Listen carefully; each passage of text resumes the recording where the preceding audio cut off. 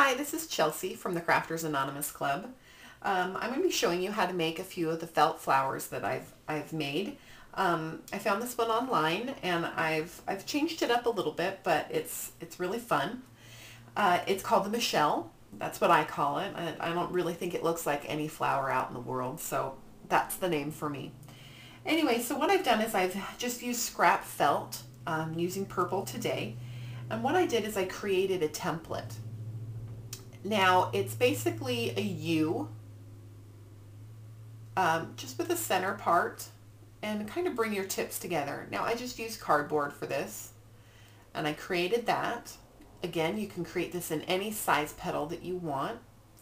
And then I've gone ahead and drawn it out on my felt and cut several pieces out already. So I have 3 here. I'm going to do one more. The felt I'm using right now is a felt by the yard. It is, if you plan on using a lot of felt, I would suggest buying your felt by the yard. Otherwise, you can get it in sheets of about 8.5 by 11 sizes for probably 30 or 40 cents at your craft store. So I've used my template and I've cut them out. You can use as many petals as you want. We're just going to use 4 for right now.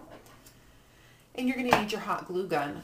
The initial design that I found this, she stitched, but I refuse to use sewing when I don't have to.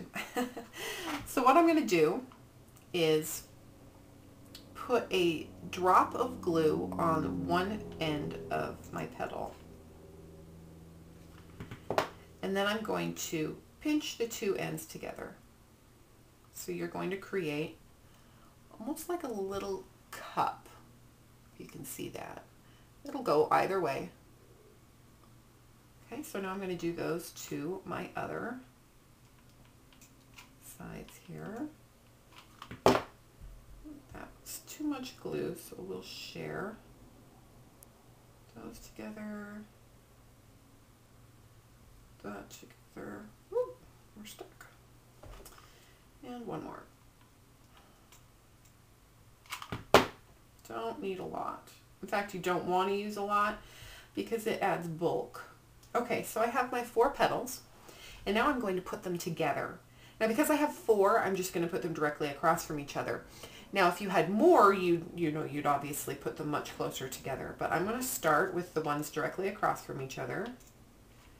Put a tiny drop of glue just on the tip again. Pinch it with my fingers, and I've created 2 of them together. I'm going to do the same thing to these 2. And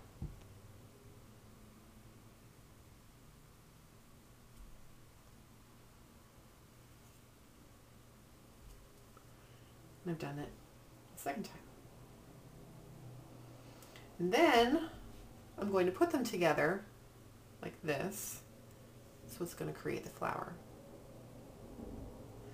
So I'm just going to put a bit larger drop of glue, maybe a pea size, and press the center in there. And ta-da! There we have it. Now you can use an embellishment to